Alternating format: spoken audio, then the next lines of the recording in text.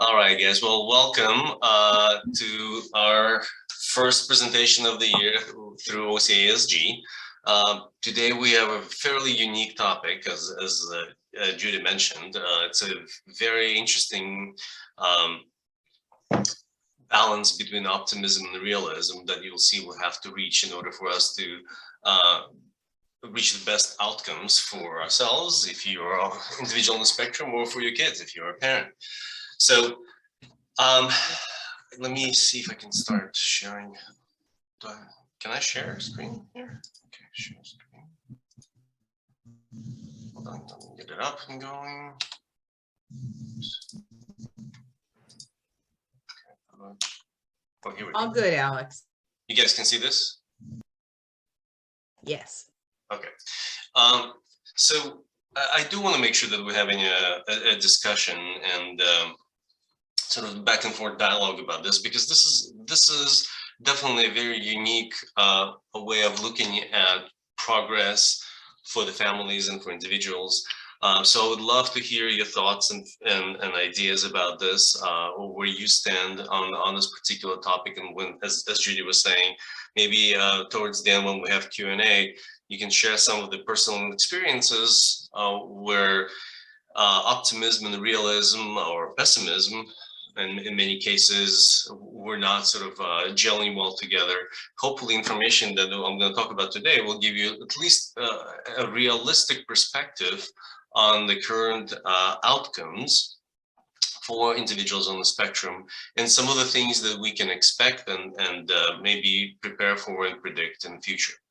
So why don't we start by this quote that I found, and I think it's really cool quote: "To think in terms of either pessimism or optimism really oversimplifies the truth.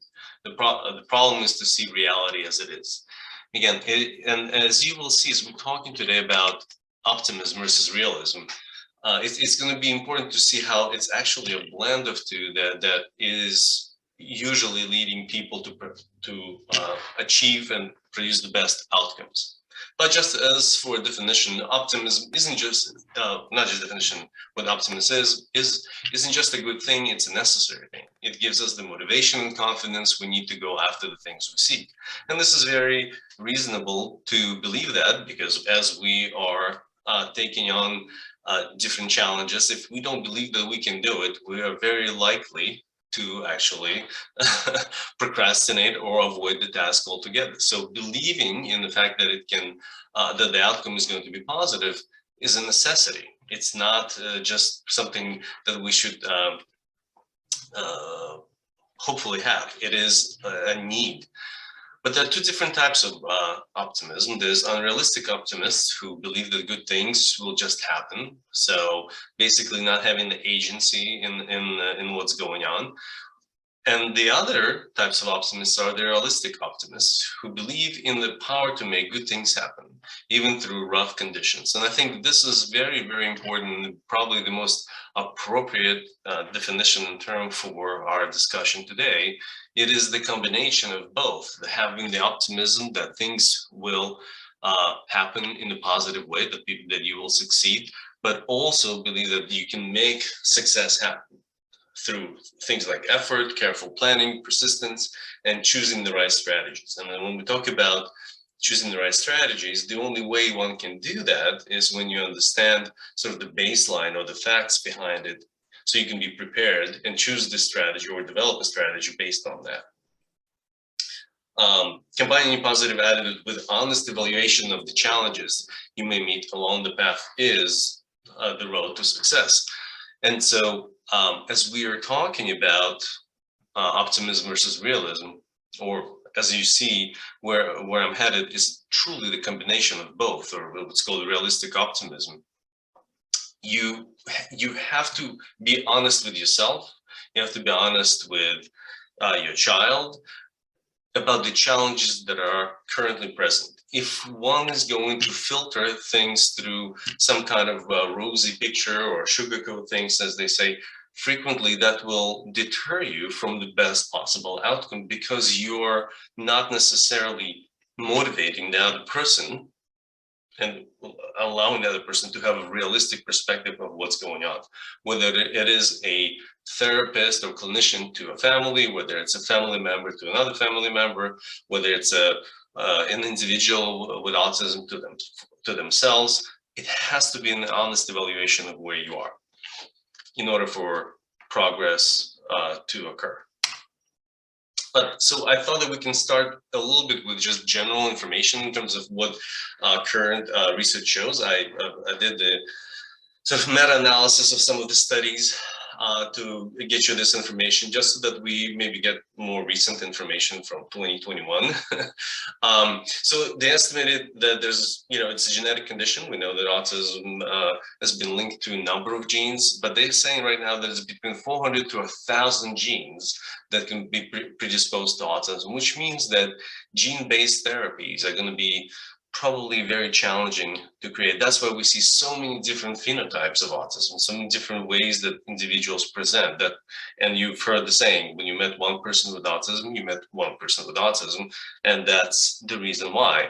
But there are certain genes that like GABAB3 that are coming up more frequently as an important one that possibly could be manipulated through some CRISPR technology approaches.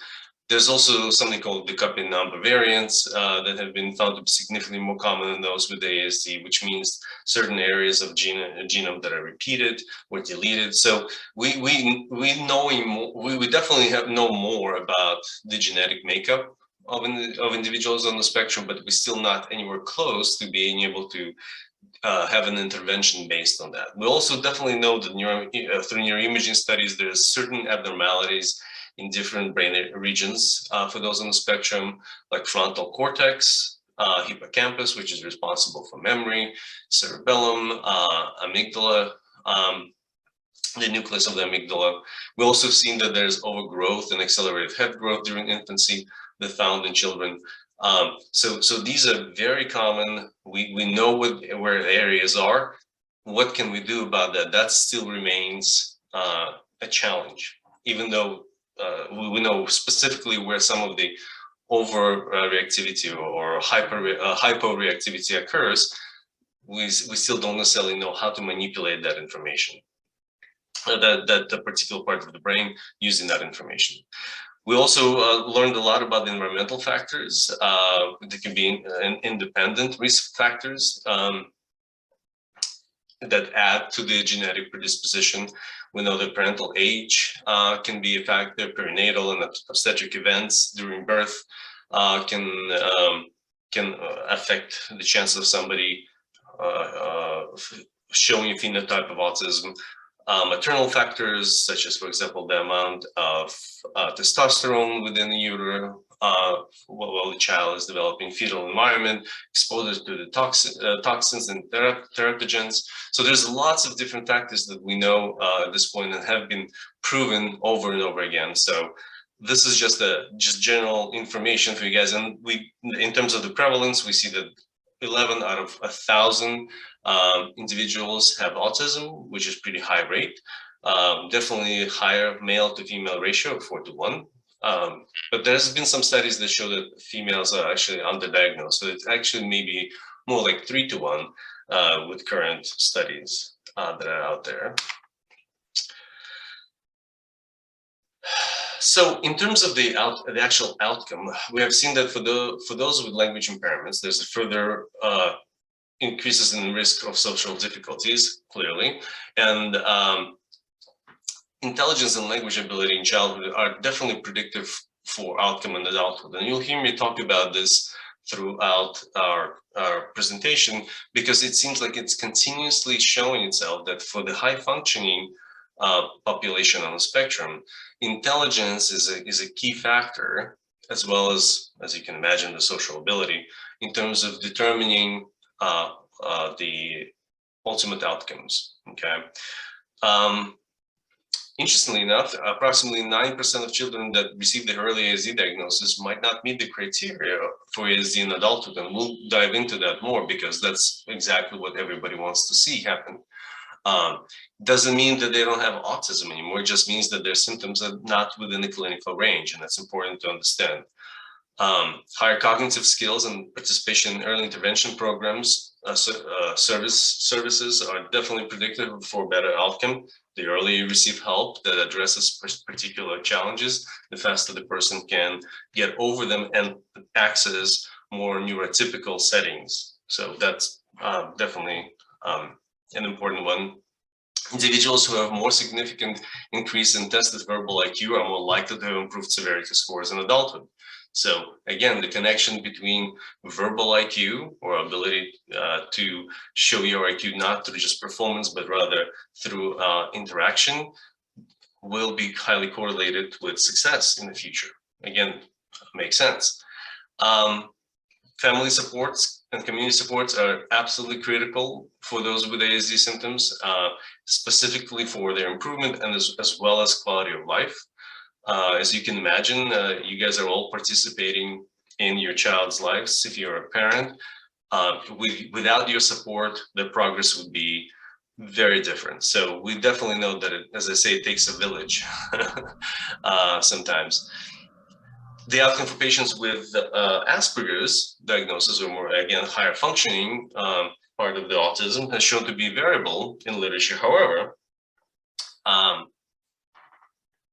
there are definitely several factors that appear to be related to prognosis, again, including IQ, language, and co-occurring psychiatric conditions. And the last part is very important, because when you move into the more high functioning end of the spectrum, you no longer are talking about addressing spectrum related symptomology. What you are doing is you focusing more on other comorbid conditions that are interfering with further progress.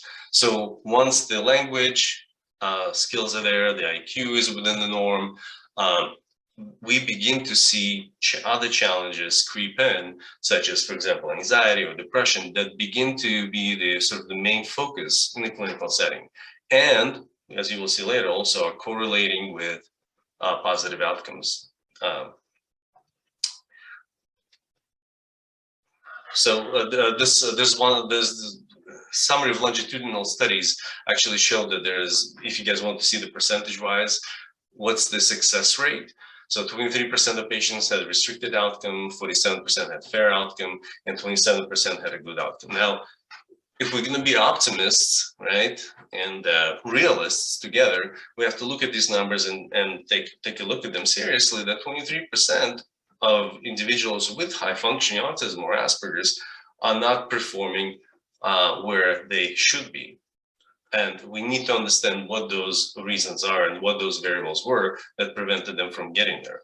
But also 47% had fair outcome. Fair outcome means it was within what was expected for a neurotypical person of that age. Okay, and 27% had good outcome, obviously, with reaching all the necessary positive goals.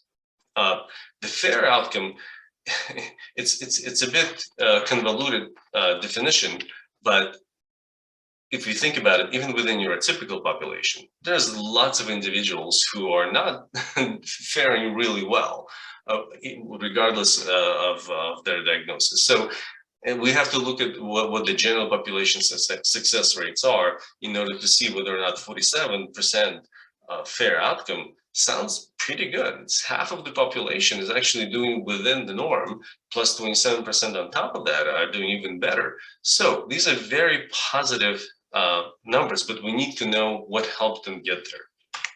Okay. And by the way, I can't see you guys' hand. If you guys are raising your hand, or have a question. So you might have to let me know that there's a question. Yeah, what you guys can do is, if you do have questions, put it in the chat. And Alex, from time to time, you can ask me, and I'll check the chat, and so I won't be interrupting you. Okay, cool. Thank you. So even though those outcomes are fairly variable, we definitely see that there's steady improvements for individuals on the spectrum as they transition from early childhood and into young adulthood. For example, we see that the autistic symptoms tend to reduce. So some of the symptoms that led to the diagnosis of autism are definitely reduced Social skills are improved, definitely around adolescence, and you guys can probably guess why, but I'll let you know that the social demands really change when children enter middle school, because social process changes from elementary school playing well together to middle school and high school, where you have to sit down and be able to interact and use your words to socialize rather than just play together like kids were doing in elementary school. Therefore, there's a lot more experience that individuals on the spectrum gaining when they are socializing in this way, if they're socializing in this way, and therefore we see a significant improvement in social skills just by the fact that they were exposed to social interactions. We see that ritualistic behaviors and sensory sensitivities typically become less impairing with age, which is also a good sign. It is probably due to the fact that ritualistic behaviors are addressed through some kind of intervention, whether it's ABA, whether it's cognitive behavioral therapy. And the sensory sensitivities, it's more about learning how to manage the emotions that those sensitivities produce. But over time, it seems like they do improve in the sense that individuals can handle it better. Adaptive functioning, independence skills also tend to show improvements over time. You know, my expectations for all of my clients is to be able to live independently and drive a car, have a job. So as far as I can see that, at least in my private practice, and what the research is showing is that there's definitely changes in their ability to function independently on their own. So also very good sign. And there's also support for the IQ being stable and sometimes even modestly increasing. I think the modest increases happen because the more social, the more verbal, the more engaged you are with the world, the more you're learning how to problem solve and how to process information, and therefore performance on an IQ test later would improve the more you practice. And stability is also good. You don't want to be losing IQ points. So let's go next one.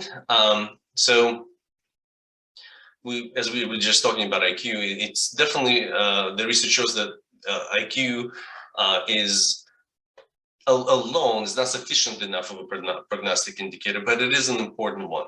Okay, but we know that above average IQ definitely correlates with more positive outcomes. And if you guys think about it, it makes sense. If you have the natural capacity for processing information faster, better, being able to learn, being able to understand and derive or deduct certain outcomes from the list of variables, you are more likely to be more successful in school, in social interactions, at a workplace, and so forth. So, of course, average to above average IQ is helpful for positive outcomes. But because we are talking about, in our group, about those with high functioning autism or Asperger's, we definitely are talking about the group with that IQ, which hopefully gives you guys, again, an optimistic view of how IQ in this group can be of help, and how you can expect a lot more, because most of the members in our group do fit that criteria. Alex, there's a couple questions, so it would now be a good time to ask? Sure, yes. Okay, so Savag asked about vaccines, do they cause autism? So as far as we know, that research came out of one lab. And since then, all of the studies that tried to repeat that study were not successful.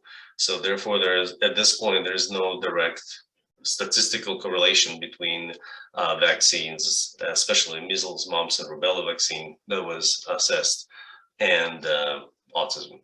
Okay, and then the second question, and then you can continue, is does bullying and abuse destroy your needs to socialize during adolescence? Well, we're going to come back to that, but the answer is it definitely can hinder socialization in middle school. And therefore, we see that some kids who have been socially rejected or who teased or bullied may withdraw and isolate more. And that in itself actually leads to worse outcomes.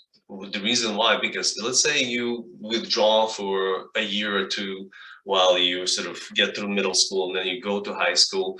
Well, now you're 2 years behind in your practice of socialization. The answer is, of course, not to just dismiss the fact that that there was teasing and bullying, but rather find the right peer group where you can continue to socialize throughout those years so that you continue to build momentum, build the skills, social awareness, social cognition that's related to social process, so that you do not fall behind. So, but it can, and it can be extremely traumatic. I was recently talking to one of my clients about his experience of rejection at the level of PTSD of, for example, somebody who was back from combat somewhere, let's say in Iraq or Vietnam. So it is real, it can deter, but it shouldn't be the deterring factor if we're looking for the ultimate positive outcome, right? Okay, thanks, Alex. And very, very interesting. The last bullet point on the slide is very interesting. I've been saying this for a while, so I was really happy to see that there's actual statistical data for this, not just my clinical opinion, that the study found that attendance at a mainstream school had a significant long-term effect on outcomes independent of IQ. So it doesn't really matter how well you do in school academically, just the fact that you were in the mainstream environment was, in interpretation of this would be that it was forcing individuals to continue to improve and adapt to the environment itself rather than the environment adapting to them, and therefore creating positive changes in the sort of positive direction of the change that we want to see. So very important study. I'm glad that they finally published this, because I've been saying this without ability to cite where that was coming from. It was just my opinion, but so that's an important one as well. As you, for example, considering different placements for your child, whether it is therapeutic school, whether it is private school, whether it's public school, this is an important study to remember. Now, with mental health, as I mentioned before, as we see decrease in autistic symptomology, we begin to see that there's an increase in experiences with mental health problems. And this begins to happen around middle school, as Savag was asking about, let's say, bullying or teasing. This is where anxiety and depression can come in, or PTSD can come in. And that's because we have so successfully been able to address some of the autistic symptoms in early childhood. Now the person is, those symptoms are not as relevant as some of the, as I mentioned, comorbid conditions, such as anxiety and depression. And so this becomes the primary focus. And the next step to address in the outcomes, to make sure that the individual's mental health is addressed beyond just autism. Okay, and as you see that poor mental health often has a more negative impact on functioning than autism symptoms per se, and that is true. Majority of my clients, even though they're on the spectrum, we are not focusing on their spectrum related symptoms. We are trying to address all the other things that are standing in the way of their success. Anxiety and depression are powerful enough to cause the progress to slow down or be delayed or detoured by years. And so it's very important that even though you see that your child is improving spectrum-wise, that you're not dismissing the importance of their anxiety or their depressive states. Okay. The most commonly reported problems that so the prevalence varies, but I would have to say I see this more closer to 75 than 25, but I guess it depends how the research studies were done. But most commonly reported problems, as I said, depression, anxiety, phobias, PTSD, obsessive compulsive disorder, and of course, the rates of ADHD are very high. Now, that doesn't account for inattention in autism. So ADHD is a separate diagnosis that one has to get because of the hyperactive aspect of it. But it's, again, very common. And if one has, for example, addressed their autism symptoms, but they have this sort of untreated ADHD, it'll be very difficult for them to be successful in school, for example. So even though we address the spectrum symptoms, now we need to address the ADHD that follows.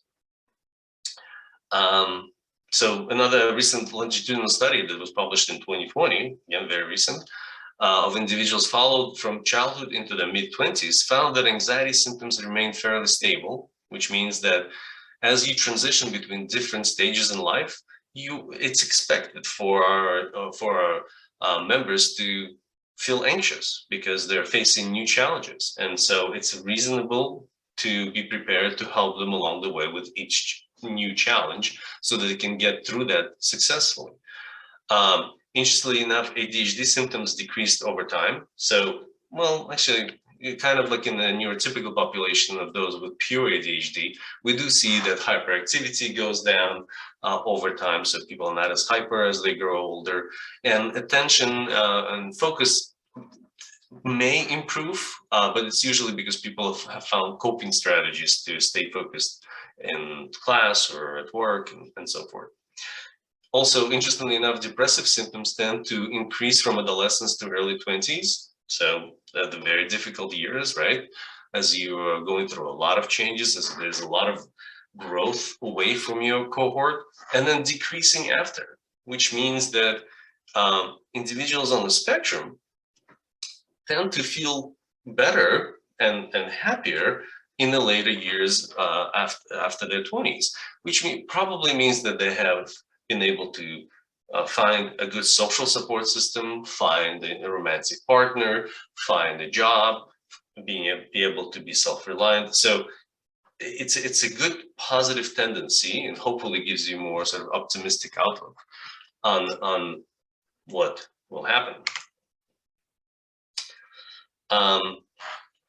So as I already mentioned, that new mental health difficulties usually happen during the transition points, such as leaving school, moving home, coping with college, or starting employment. So all those stages are going to be important for you guys to be able to make a plan and predict and create support for each stage, so that you don't think that well, he did really well in college, therefore he'll do well at a job.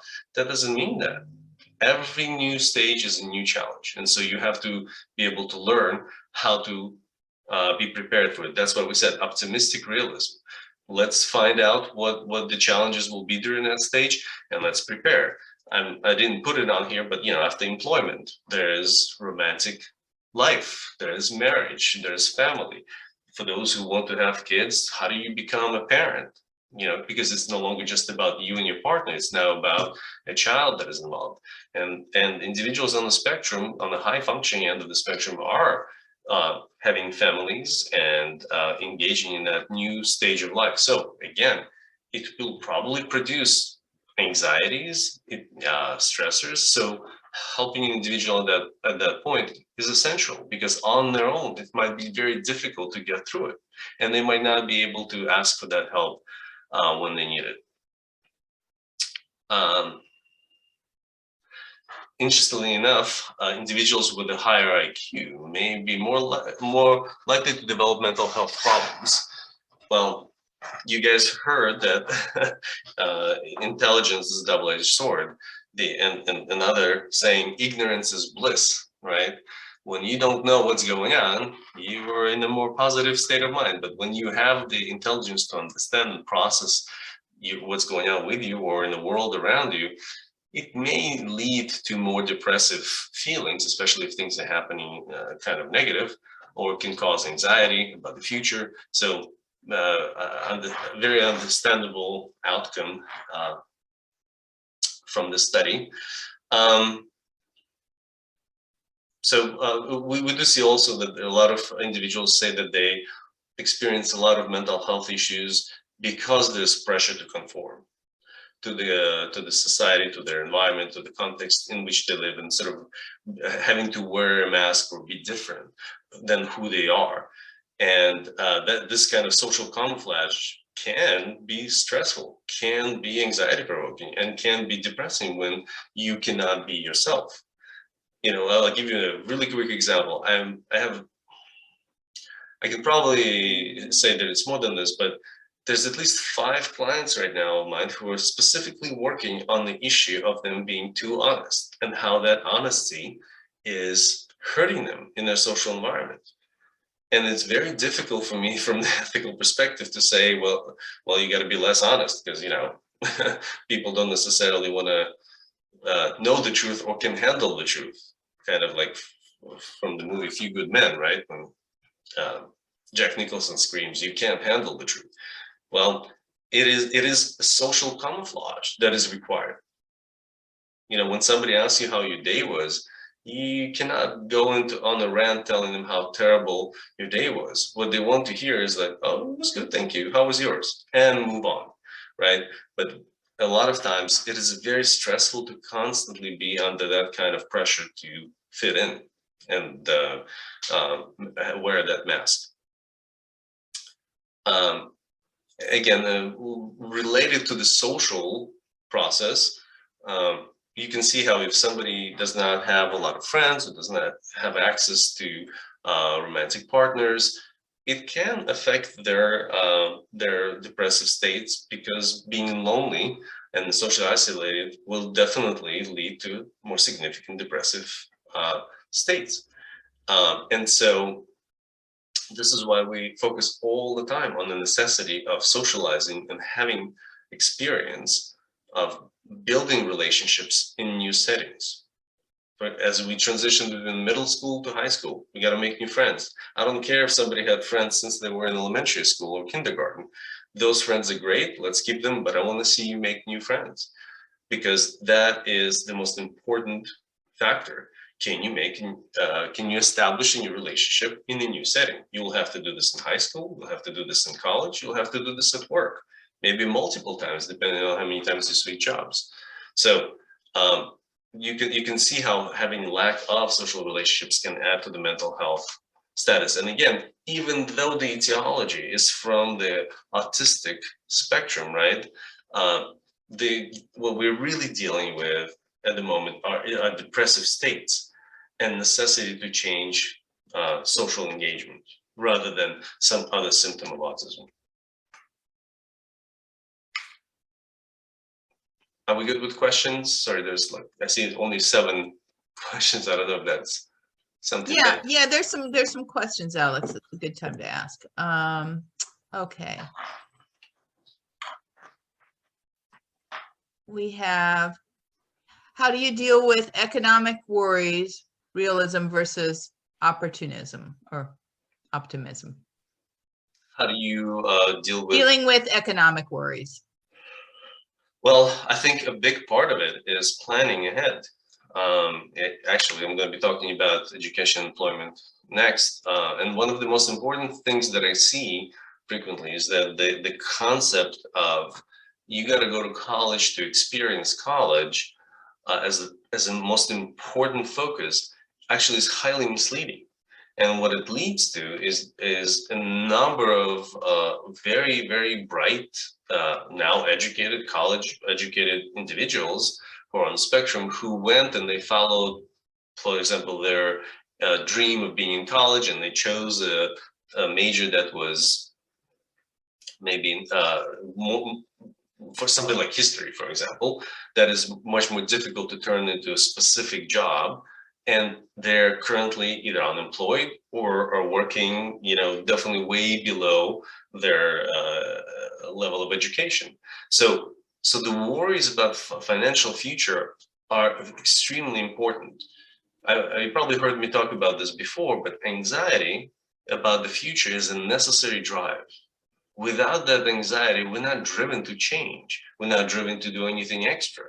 And therefore, for example, for somebody who is worried about financial future, that forces them to think about what am I supposed to do now, even though having optimistic outlook, but what is realistically needs to occur today, tomorrow, the next day, so that my worry about financial outcomes is going to be addressed, right? So as you can see here, that despite many having university degrees, around 60% are unemployed. And the third did not live independently, just under 40 relied on various benefits and support. So again, that is really problematic. What is the point of going to college if you're going to be in a 60% unemployment category? Most of the time, that's not because they're not capable of being employed. It is because it starts with planning for your degree. I see this all the time. What job can you get with a history degree other than being a teacher in history? Working in the museum, maybe, but how many jobs like that are available? So we're talking about a degree that's wonderful, the topic that's so important. Clearly, I love history myself, but it is not productive in terms of addressing the financial stability. So was there another question, Judy? Yes, it was one of the people, well, it was Martin, was sharing his, this was like during college, I had depression, anxiety. I would get scolded by the professors for doing a bad job in the homework. My parents would scold me for doing poorly in my academic, and I felt conflicted. So that's more about the anxiety and depression that can happen. And then a person with friends versus a person with friends while being organized and proactively involved with them. So kind of about relationships. They weren't really questions, more like observations. Or comments, yeah. Okay. Well, let's continue then. Another study showed that failure to find employment has a major impact on many aspects of individuals' lives. So, of course, limiting your ability to live independently. If you don't have a job, you can't pay for your apartment. Social integration and access to leisure can be limited. For example, if people are saying, okay, well, let's go ride horses, and you don't have, I don't know, $20, $30, $40 that it costs to go ride a horse, well, you can't go with your friends, and that's limiting your social integration, access to pleasurable activities or recreational activities. So it is a very important thing to think about early on. But further research shows that employment programs have actually been found to improve job finding and retention in those on the spectrum, which is important. And we know that Regional Center has a lot of different employment support services. Department of Rehabilitation has a lot of services available too. They're not always great. Sometimes they're very busy or thinly spread, but they are there and they can be helpful. And clearly, as we mentioned earlier, social and communication skills remain the best predictors of gainful employment.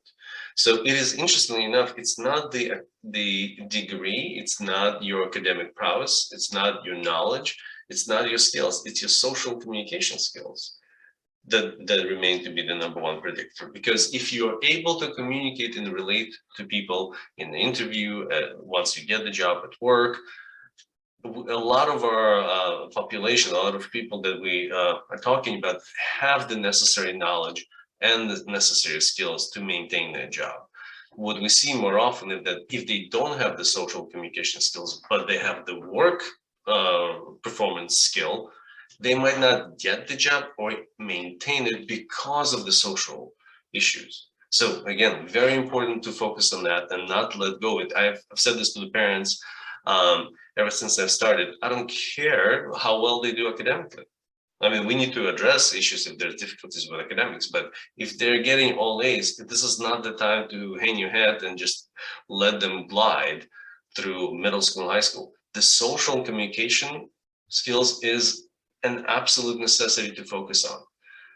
They can always catch up in college with academic skills and whatever they missed. But the social skills, very challenging to catch up on if you're, pass on the opportunities and experience. Smart career paths that realistically look at the individual's strengths and weaknesses are commonly missing from transition plans. Again, we can be very optimistic about a person's outcomes, but we have to be looking at what variables we can capitalize on and which weaknesses we need to address as we are transitioning from every stage to the next. And a lot of times, realistic plans are missing from those transitional plans.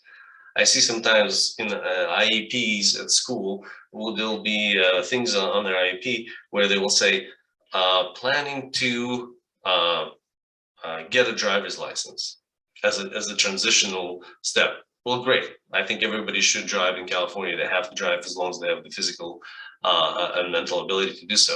But that's not a full plan of transition. A person will look into the person will look into classes at a community college. Well, that's again not a direct step-by-step transition that is focusing specifically on the individual who is part of this IEP plan. So again, this is very important for the parents who still have kids who are younger to question those things, to question these plans. And where you see something that is more general, you need to drive it down to specifics of how to address my child's needs specifically for him or for her so that they can progress and move forward. So having an optimistic outlook is important, but you have to ask yourself realistically, how will we get there in terms of education and employment?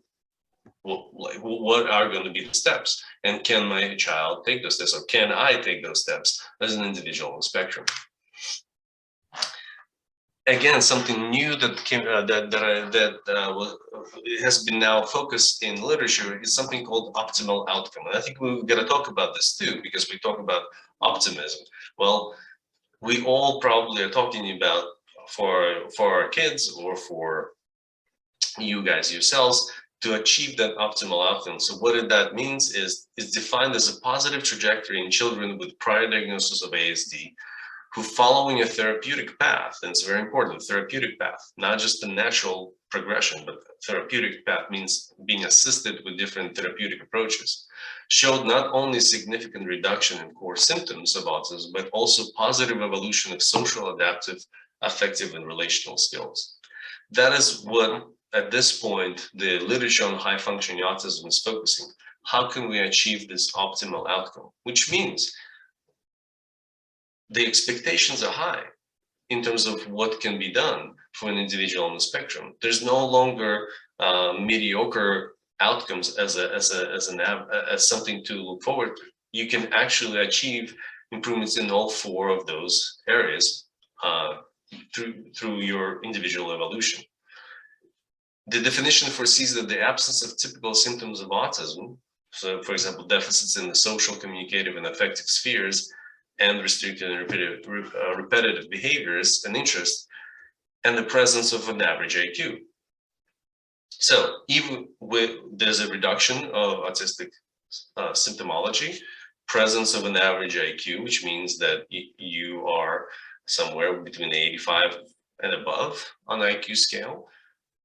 Even though that is occurring, there still could be other vulnerabilities, as we talked about, for example, with mental health or some executive functioning, something that is a little bit more neurological.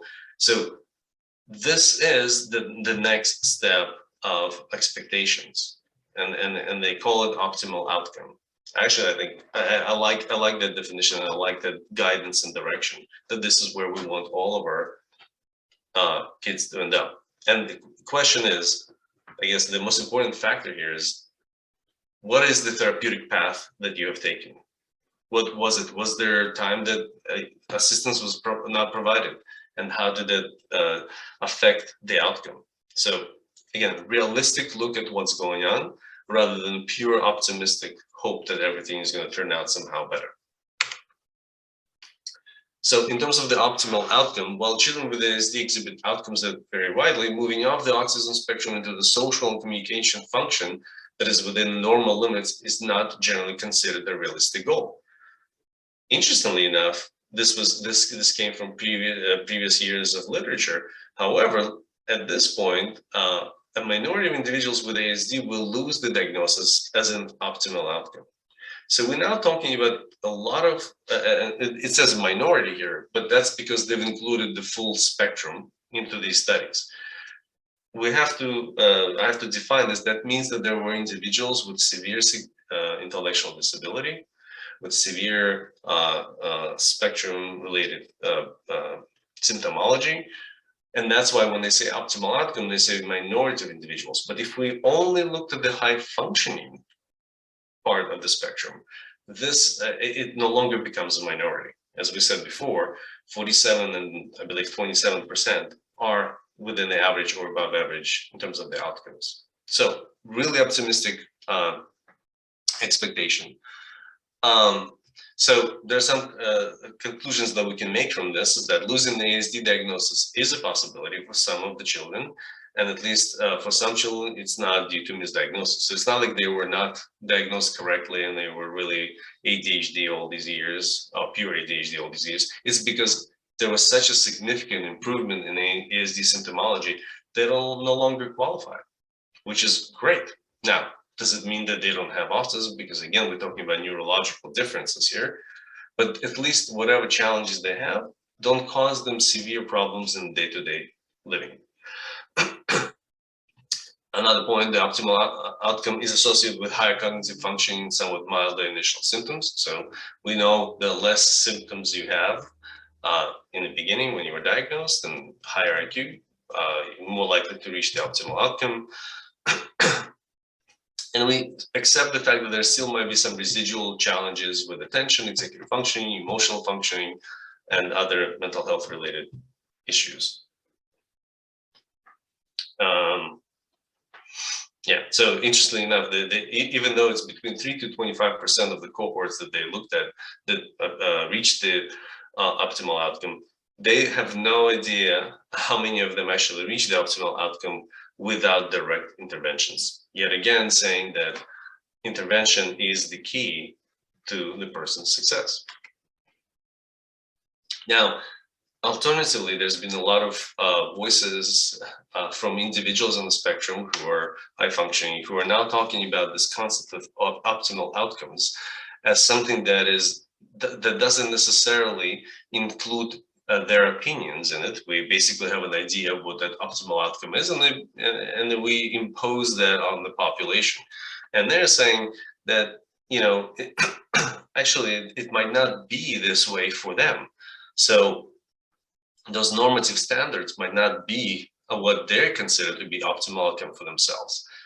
And in addition to that, higher levels of employment and social engagement can come at the cost of poor mental health and lower subjective quality of life. This is directly from individuals on the spectrum who are saying that if you force me to wear a mask, or if you force me to constantly adapt to the environment, my quality of life goes down because I'm stressed by that. It's very stressful, it's taxing, it's anxiety provoking. So does it really lead me to an optimal outcome? Not in their personal view, right? It is also important to recognize that not everyone with autism necessarily wishes to have close friends or be in full-time competitive employment. I have a client whose job is, whose whole goal right now, and he's 23, is to figure out how he can just chill at home. And he's not trying to isolate and avoid socialization. He just does not want to engage in full-time employment. He doesn't want to be stressed by that. If he can somehow find that way to do that, I think he's going to be an extremely happy person, and will consider himself reaching the optimal outcome. So again, the new definition for the optimal outcomes should capture the diversity in individuals from across the autism spectrum. It should be based on within individual growth over time, describe the progress on wide range of variables and domains identified as meaningful by those living on the autism spectrum, not just researchers or clinicians or parents or relatives or whoever. Alex? Yes. Yeah. I just wanted, is this an okay time to interrupt? Yes. A couple yes. things. One thing, and I know Martin, this is very effective for Martin. He asked, can Tai Chi be the therapeutic path for your depression? Yes, we're gonna get there in terms of the kind of things that do help. And for example, mindfulness has been shown very helpful for those on the spectrum. And Tai Chi is just, in my opinion, it's a different form of mindfulness, right? And control over the body's physiological responses, training your body to be in a certain state. So Tai Chi, absolutely, it's great. If you know how to do it and you practice on a regular basis, that's definitely one of the mindfulness techniques.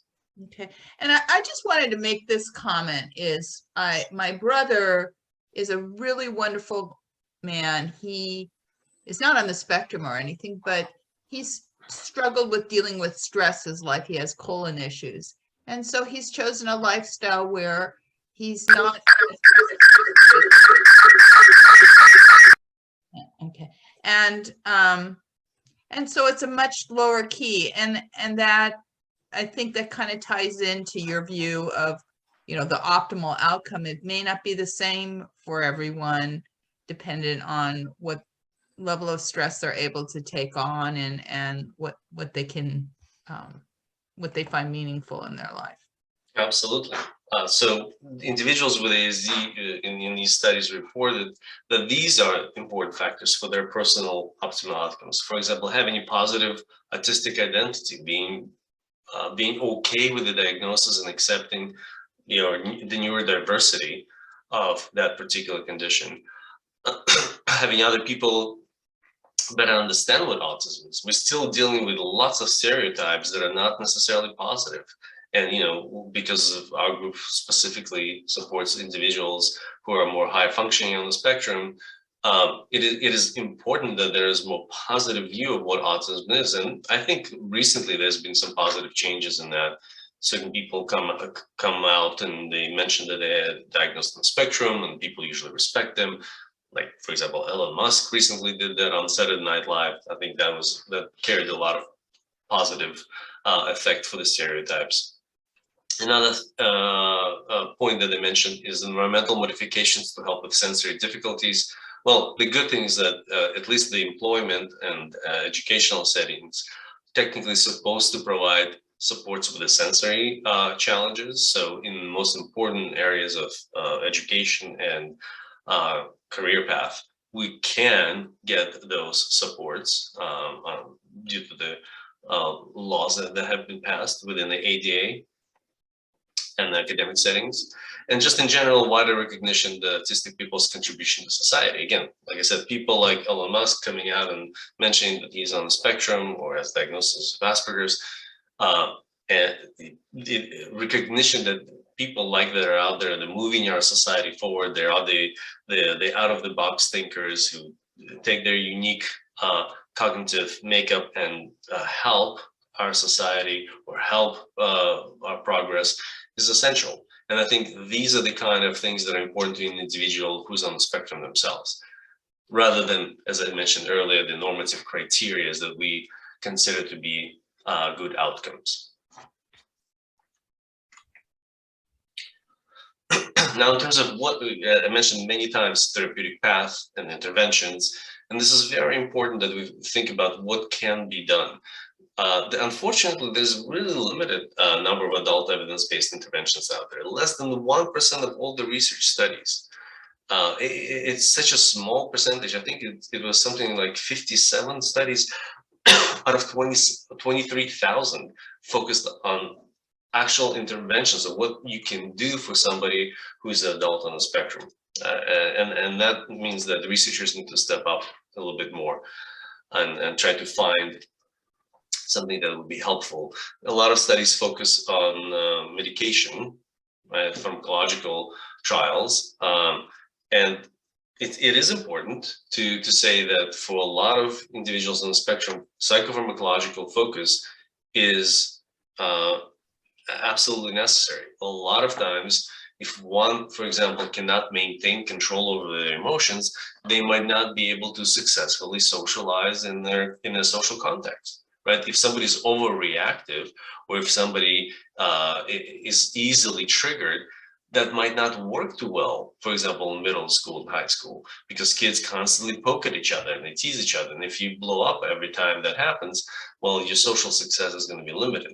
So if this is a biological issue and one is dysregulated, using a psychopharmacological approach to help you control that and to bring down the intensity is essential. Same thing with attention and focus and perseverations or impulse control. There are medications that can be very helpful to put you back on the path of this optimistic realism, right?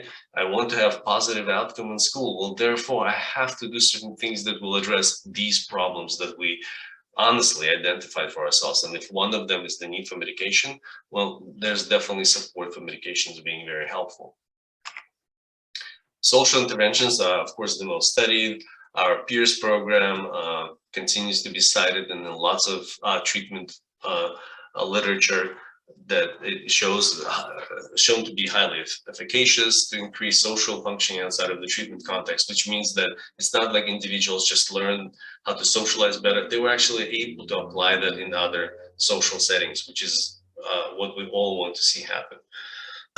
Social awareness, cognition, and planning are also essential due to the fact that successful social interactions depend not only on the person, autistic person, but on the other people, their perceptions, judgments, reactions, and responses. A lot of time in individual sessions, my goal is to individually prepare and plan ahead for important social interactions so that we're constantly building up what I call social credit with people around you. We don't realize that if we have enough social credit with people that we're interacting with, even if we make a mistake, we're not going to be rejected by them right away. But if you don't have enough social credit and you're usually somewhere at a zero, as soon as you make a mistake, you immediately go into the negative in terms of the social value, and people begin to reject you. So other people's reactions to you, their perceptions of you, their judgments of you, all of that can be controlled if you plan ahead. Again, realistic view, an honest view of your challenges and your current state of things. Alex, I just wanted to mention this just because I'm so excited about it, but some professors at UC Riverside and at Cal State Fullerton, Sasha Zidek and Yasmin Balerian, have received a grant from the Organization for Autism Research for $40,000 to study the effectiveness of Toastmasters with autism, and they're going to be working with our group. Oh, that's awesome. So it's going to be exciting in that, they're going to actually be able to validate the great progress that we've seen over the last 10 years of our group. So I'm really excited about that. And it kind of clicked with your point about there not being enough adult related interventions. Yeah. And by the way, the statement about Organization for Autism Research, or OR, it is led by Peter Gerhardt, who is an amazing individual. He's a professor. He has been working with adults for a very long time, and I think he's in New York area right now. He actually gave us a grant for development of the Peers for Young Adults program. Again, we through OR, and so I always say that if you are a parent who's donating money to organizations, take a look at what they're studying. And organizations like OR can definitely benefit from more donors because they specifically look for studies that will actually provide support and create change in the person. And just like, for example, with what Judy just mentioned, that's perfect. If we can show that there is evidence to the improvements that individuals go through as they participate in Toastmasters or Gavel Club, that should be that approach should be used everywhere, right? And it doesn't require a lot of resources. So if we can show proof of that, that'll be wonderful. So I'm really excited, Judy. I'll share with you the progress as they make, but yeah, it's very exciting. Cool. Okay. And again, I want to get through the slides so we can actually get to the Q&A and we have a more of a back and forth discussion. So transitions and supported employment. Most new research shows that the need for focus on development of work skills well before individuals leave school or college. Well, it's very interesting because I don't see a lot of teens who are on the spectrum working when they're in high school. And again, it doesn't really matter where they work as long as they're not working for their parents. because then, yeah, it's a very different dynamic. But if they are working, we see so much progress because they realize that they cannot sort of sometimes say no to things that their employer or boss is asking them for. There's all kinds of expectations in terms of performance and being on time and being able to deal with other people and and learning how to cope with their emotions and not show them in the moment. The earlier we start, the easier it is going to be in the future. So again, the focus on developing those work skills early is definitely missing for a lot of people, but that's something to address and focus on.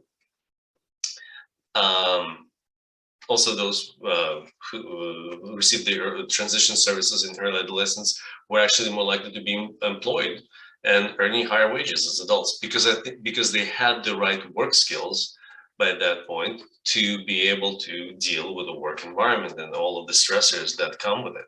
Not just have a degree that technically qualifies you for it, but also have the necessary abilities to sustain that employment. Post-transition, the provision of specialist supported employment has been found to improve employment prospects for autistic adults. So we talked about departmental rehab.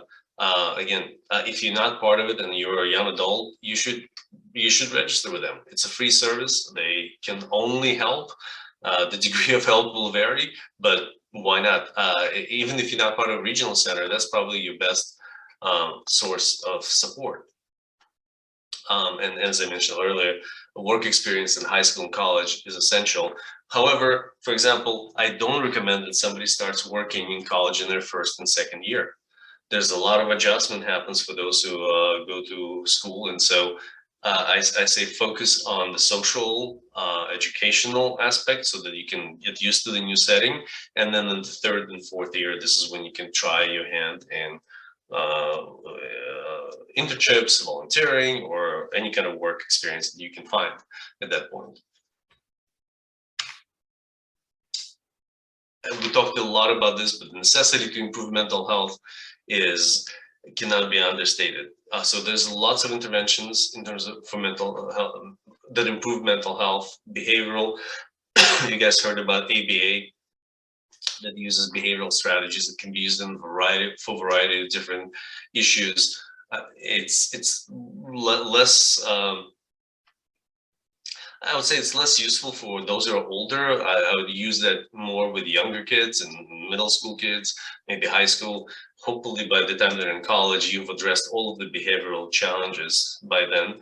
But cognitive behavioral therapy, I've given a lecture on that. If you are interested in how that helps, please take a look at the slides and maybe even recordings that Julie has access to. So ask her in the private chat. Mindfulness-based techniques, we just talked about Tai Chi that Martin brought up, and specific mindful-based training is available too, that help with anxiety and depressive symptoms. It helps with social anxiety and to lessen depressive symptoms, but they say it doesn't really help with severe depression because severe depression is considered to be a biological depression, and biological depression needs to be treated with medication and other approaches such as TMS, transmagnetic stimulation, and so forth. There's definitely evidence that facilitating access to a wider range of leisure and social programs may help to improve both cognitive and social skills and general quality of life. Well, it's understandable that if you can go places and socialize and possibly make friends, you are stimulated cognitively, you're learning things, your brain is changing as you're socializing, your social skills are improving. And if you're actually being successful in that setting, you will feel better, therefore your quality of life is better. So improving access is very important. Whenever I run the peers program, one of the things I tell everyone who's going to go through our program is that in addition to what we're going to be doing in our groups, I'm expecting the parents and the young adults to find extracurricular activities, new extracurricular activities that they will access, not just for the purposes of practicing social skills that we're going to be teaching them, but because we want to make sure that they can be successful in a brand new setting with a new set of skills so that we can produce the best possible outcome of in terms of our program. So the access to those activities is essential, and the study supports that.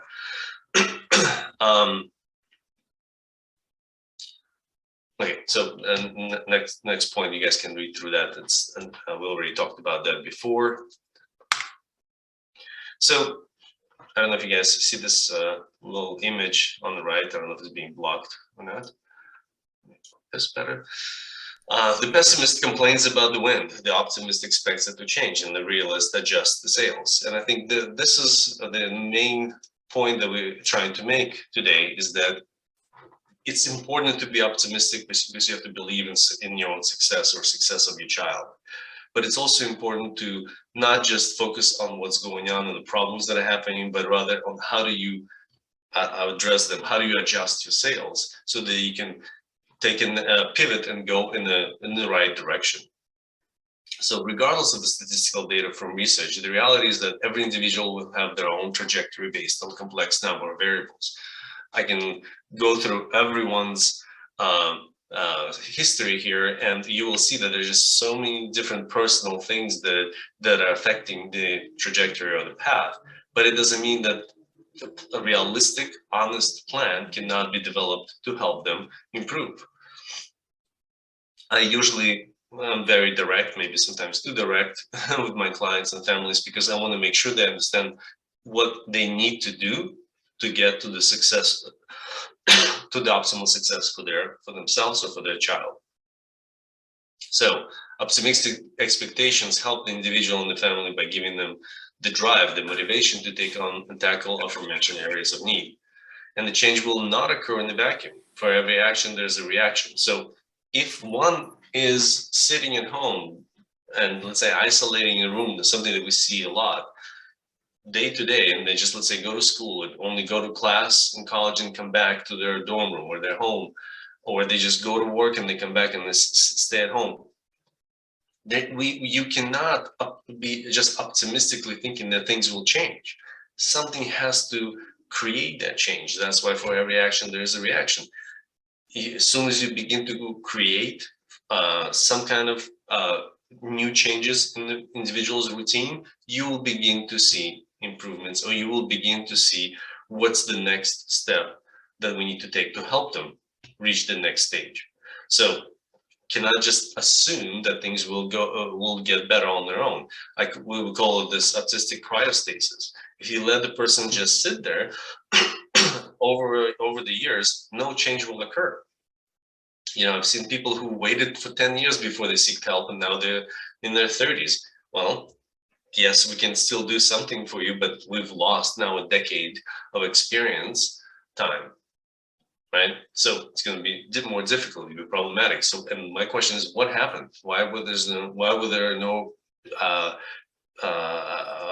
There was no intervention during that decade? So as this optimism and realism coexist together, we will then and we plan and organize our approach, we can then definitely increase the chances of ending up in this optimal outcome category. There's the other side of the coin is that individual differences in quality of life concept will lead families in different paths. I mentioned to you the guy who right now is just trying to figure out how he can avoid working throughout his life. How can he just enjoy what he likes to enjoy and not be part of the gainful employment world? Well, for him, that's his quality of life. And if by some miracle his parents can create that situation, whether by supplying enough money for the rest of his life for him to, do that, well, then he will achieve a high level of quality of life for himself. However, if they can't, then he's living in unrealistic, right? He's being an optimist, but he's not being realistic about the chances of that happening. So it can't be just his own optimism that, yes, it will happen. I have to ask him a question, how is it going to happen? What is it that's going to happen where you can sit at home and just enjoy doing things that you enjoy doing? Now, once we identify the path for him to get there, we need to start preparing and be ready. Like I said, honest plan and honesty with yourself, with your child about what's going on. There's no time to sugarcoat. When somebody is in high school, there's no more time to sugarcoat. Even middle school, it's not the time to say, oh, we'll come back to this later, or that's not as important. Oh, well, they're doing well in school, so we're not going to focus on the other things that we are noticing. You have to be honest with yourself. You cannot tell yourself a lie, because that in itself puts you on a different path. It's no longer realistic. You might be very optimistic, but you're no longer realistic. And therefore, it's only one part of the key to success. If you know the path and you know the pitfalls, that's why we talked about the information from general outcomes from research. I want you guys to have this information so you can be prepared. You need to know if the child that you're preparing to go to a 4-year school, there's so many different things that I want to see them being able to do in high school. There's a number of different bullet points that we need to cross off the list that they can actually do on their own and can achieve before I would feel comfortable with them going. So it's not just academics, it's not just how well they do on SATs, there's so much more to that. So identifying the need, creating a plan, a realistic plan, and attacking it. And as always, my point is that I never settle for anything less than the things that I can see this individual can do. And it's about motivating them. It's about helping them become optimistic about what they can do, giving them realistic perspective of how to get there, provide the support, and that will avoid sort of getting stuck and avoid the stagnation that sometimes we see in this population. Like I said, the cryostasis of no change. Okay, well, hopefully you guys found this to be informative, but I'm sure now that might have raised more questions, and so this is the time for us to get into the Q&A. So